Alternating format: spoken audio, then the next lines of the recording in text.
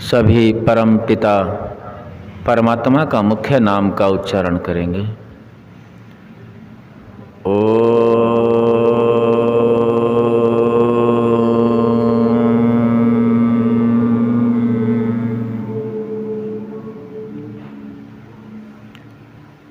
अग्निहोत्र देव यज्ञ हवन के लाभ कितने हैं? अनंत हैं। कुछ विषयों पर हम बात करते हैं। देव यज्ञ देवों के निमित्त होता है। देव यज्ञ करने से दोनों प्रकार के देवता प्रसन्न होते हैं। दोनों प्रकार के देवता, एक तो वे हैं जो जड़ देवता जिन्हें हम कहते हैं, दूसरे चेतन देवता, वे भी प्रसन्न होते हैं। और सबसे प्रथम ही यज्ञ में यदि कोई कार्य होता है वह देव पूजा का ही होता है। अर्थ भी यही है, देव पूजा संगतिकरण दानेषु। जड़ देवता वे देवता होते हैं जिनमें श्वास लेने की प्रक्रिया नहीं चलती, जिनमें आत्मा नहीं है, जैसे सूर्य, चंद्रमा, पृथ्वी, जल, अग्नि, वायु, आकाश, ये सभी जड़ पदार्थ हैं।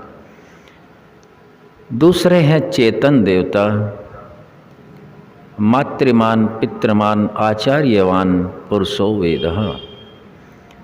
ये जिनमें आत्मा है और श्वास प्रक्रिया भी चलती है, स्वयं निर्णय लेने का क्षमता जो रखते हैं वह चेतन देवता होते हैं। माता पिता गुरु आचार्य अतिथि ये सभी चेतन देवता होते हैं।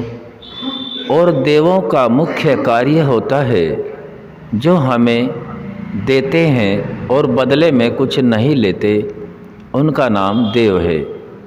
माता पिता प्रथम देवता हैं। मनुस्मृति में बताया गया, पानति पालयन्ति रक्षन्ति अन्न विद्या सुशिक्षा आदि दाने त पितरः। जो पालन पोषण करते हैं, रक्षण करते हैं, रक्षन्ति अन्न विद्या और अच्छी शिक्षा से हम सबको सुभूषित करते हैं, वे पितर कहते हैं। ये जीवित देव हैं।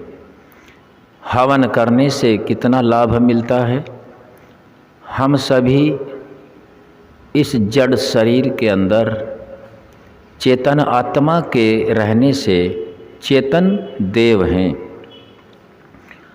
और इस शरीर को जब तक हम बनाए रखते हैं तब तक हम परोपकार पुरुषार्थ कर सकते हैं। जब यह मनुष्य का शरीर नहीं होगा तो हम परोपकार पुरुषार्थ भजन उपासना नहीं कर सकते।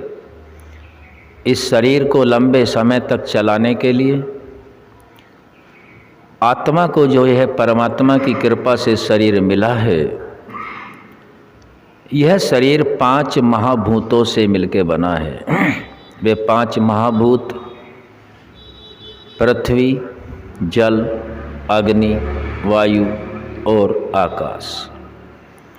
इस शरीर के द्वारा जितना भी दुर्गंध फैलता है, ये सुबह से लेकर के शाम तक शरीर से मल ही निकलता रहता है।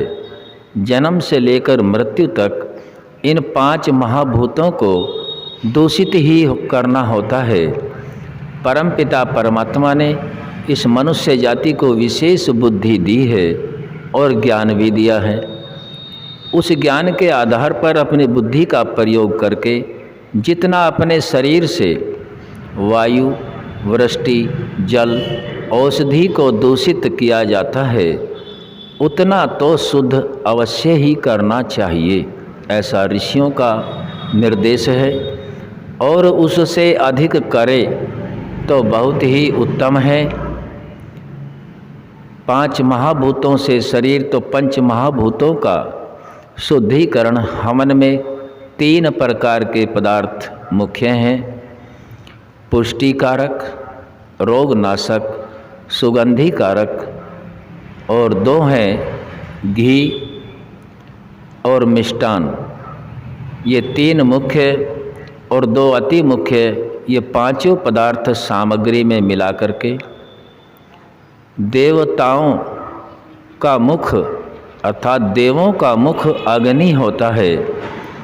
इस अग्नि में इन पांचों पदार्थों को सामर्थ्य के अनुसार मिला करके परमपिता परमात्मा की वाणी वेद मंत्रों के माध्यम से हवि को दिया जाता है। तो वह इस हवन में दी हुई हवि जो श्रद्धा से देते हैं सभी देवताओं को प्राप्त हो जाती है, चाहे वे जड़ देवता हों चाहे वो चेतन देवता हों। जो यज्ञ कुंड के समीप बैठते हैं उनके अंदर रोगों से लड़ने की प्रतिरोधक क्षमता बढ़ जाती है, और जो दूर होते हैं उनको पुष्टि युक्त वायु, जल, औषधि प्राप्त होते हैं। हवन वह विधि ऋषियों ने हमें दी है जो सबसे बड़ा उपकार है। ब्रह्मांड के अंदर इस यज्ञ हवन से बड़ा परोपकार नहीं है। यह सभी प्रकार के जल, थल, वायु, सभी प्रकार के जीवों को, चींटी से लेकर हाथी तक सभी को लाभ पहुंचाता है। कोई हमसे प्रेम करे या द्वेष करे, हवन का लाभ सभी को होता है। हवन जितना अधिक होगा, शुद्ध रूप में होगा, वेद मंत्रों से होगा, श्रद्धा से होगा, वह हवन किया हुआ हमेशा परिवार के, समाज के, राष्ट्र अर्थात विश्व के कल्याण में रहेगा। जब जब बड़े यज्ञ याज हमारे इस भूमंडल पर होते रहे, पूरे भूमंडल पर सार्वभौमिक एक छत्र राज रहा। यदि यह फिर से आरंभ हो जाए तो फिर भी वैसा ही हो सकता है। संपूर्ण विश्व में सुख, शांति, समृद्धि को प्राप्त किया जा सकता है। आज हमने यज्ञ के विषय में थोड़ा सा विषय रखा, आज इतना ही रखेंगे। ओम सम।